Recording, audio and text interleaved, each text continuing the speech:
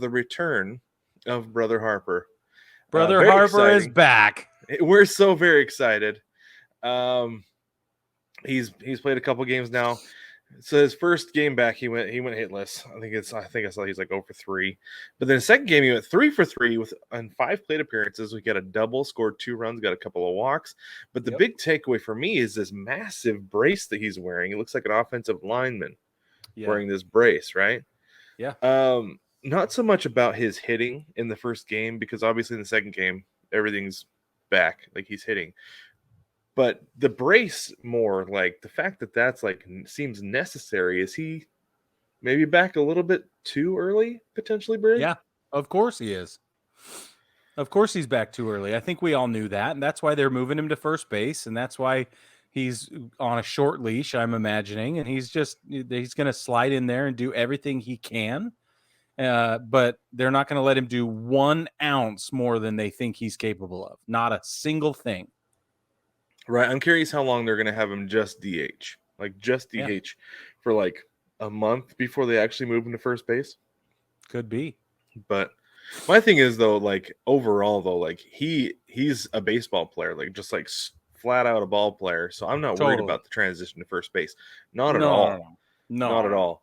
But no, I do worry about that elbow, though. That's my concern.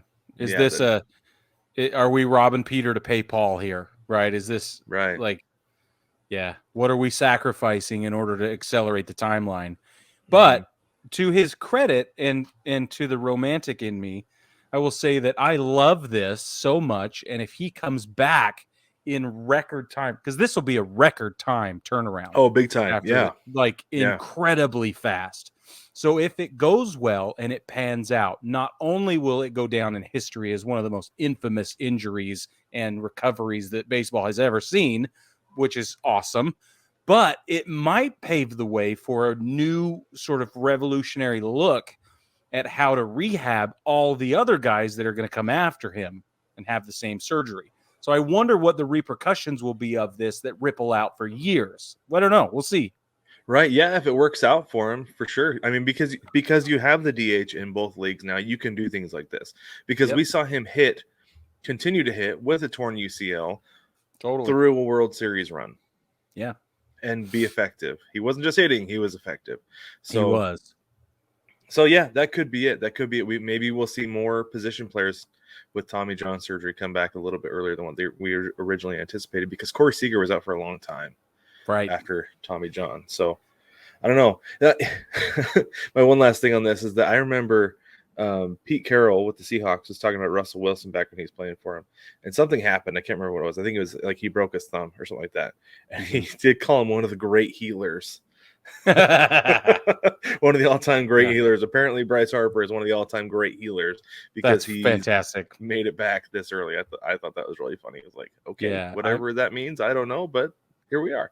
One last thing I got to say about Brother Harper is that it is super clear, if it's never been clear it's been clear till now. But at this point, if you discount his clubhouse presence and his X factor capabilities, then you're not paying attention. So that's the thing I'd be just as excited to have him back for as anything else, is his leadership and his charisma and whatever else. Yeah, they're still 0-2 since he came back, but I don't think they would have let him come back if they thought that he didn't have an impact aside from his bat.